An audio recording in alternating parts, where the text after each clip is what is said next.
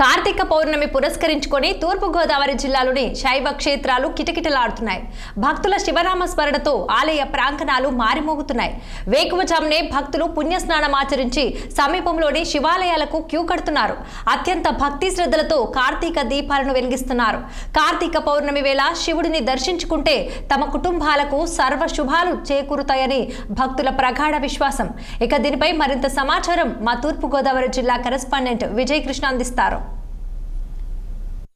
పర్వదినం కావడంతో జిల్లాలోని శైవ క్షేత్రాలన్నీ కూడా శివనామ స్మరణ.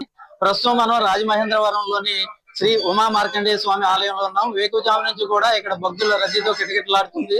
వేకువజామునే భక్తులంతా కూడా పుణ్యస్నానం ఆచరించిన అనంతరం స్వామివారి ఆలయానికి చేరుకుని కార్తీక దీపాలను వెలిగించారు. అనంతరం స్వామివారిని దర్శించుకుంటున్నారు. ప్రస్తుతం ఈ కార్తీక పౌర్ణమి యొక్క విశిష్టత ఏంటి, ఈ రోజు చేసే ఎటువంటి పుణ్యాది సత్ఫలితాలు లభిస్తాయనేది ప్రధాన అర్చకులు నీలకంఠ శాస్త్రి గారు మనతో ఉన్నారు. వారిని అడిగి తెలుసుకుందాం. స్వామి, ఈ రోజు కార్తీక పౌర్ణమి విశిష్టత ఏంటి? ఈ రోజు స్వామివారికి ఎటువంటి పూజాది కార్యక్రమాలు నిర్వహిస్తారు? అన్ని పౌర్ణములలో కల్లా ఆషాఢ పౌర్ణమి, అలాగే కార్తీక పౌర్ణమి, మాఘ పౌర్ణమి, వైశాఖ పౌర్ణమి చాలా విశేషం. ఈ 4 పౌర్ణములలో కల్లా అత్యంత విశేషమైనది కార్తీక పౌర్ణమి. ఈ కార్తీక మాసంలో మనకి భగవంతుడి ఇచ్చిన అనుగ్రహం ఏంటంటే గోదావరి స్నానం ఆచరించి శ్రీ ఉమా మార్కండేశ్వర స్వామిని దర్శించుకోవడం వల్ల విశేషమైన ఆయురారోగ్యాలు కలగడంలో సందేహం లేదు. ఈ కార్తీక పౌర్ణమి యొక్క విశేషం ఏంటంటే శంకరుడు హాలాహలం మింగిన తర్వాత స్వామివారికి ఏ విధమైన ఆపద కలగకుండా ఉండాలని చెప్పి పార్వతీదేవి పొద్దున్నుంచి ఉపవాసం ఉండి సాయంకాలం జ్వాలాతోరణంలో అమ్మవారు ఊరేగుతుంది. కాబట్టి ఈ రోజు కార్తీక పౌర్ణమి రోజున కొత్తగా పెళ్ళైన దంపతులు స్వామివారికి అమ్మవారికి కూడా పువ్వు పిండి స్వయం పాకము సమర్పించి ఆ తర్వాత సాయంకాలం జ్వాలాతోరణం చూసి భోజనం చేస్తారు. ఈ కార్తీక పౌర్ణమి యొక్క విశేషం ఏంటంటే అన్ని దానాలలో కల్లా శాలిగ్రామ దానం చాలా విశేషమైనది. కాబట్టి భక్తులందరూ కూడా స్నానం ఆచరించి స్వామివారి దర్శనం చేసుకుని శాలిగ్రామ దానం చేసి స్వామివారికి కృపకి పాత్రలు అవుతూ ఉంటారు. అన్ని కాలాల్లో కల్లా అలాగే అన్ని మాసాల్లో కల్లా కార్తీక మాసము పౌర్ణమి చాలా విశేషమైన పుణ్యఫలం కలుగునట్లు సందేహం లేదు. అలాగే మనకి ఇక్కడ వచ్చే భక్తులకు ఎటువంటి ఏర్పాట్లు చేశారని చెప్పడానికి ఈవో రాజబాబు గారు మనతో ఉన్నారు. వారిని అడిగి తెలుసుకున్నాం. సార్, ఇక్కడికి వచ్చే భక్తులకి ఎటువంటి ఏర్పాట్లు చేశారు?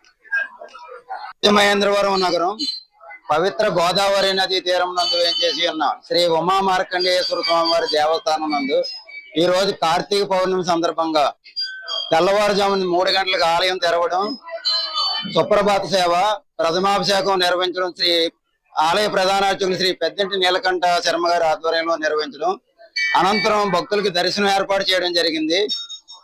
భక్తులకు క్యూ లైన్ లో ఎటువంటి ఇబ్బందులు కలగకుండా ఉచిత దర్శనం, ప్రత్యేక దర్శనం ఏర్పాటు చేయడం, పిల్లలకు, వృద్ధులకు, వికలాంగులకు ప్రత్యేకంగా వాళ్ళకి దర్శనం ఏర్పాటు చేయడం జరిగింది.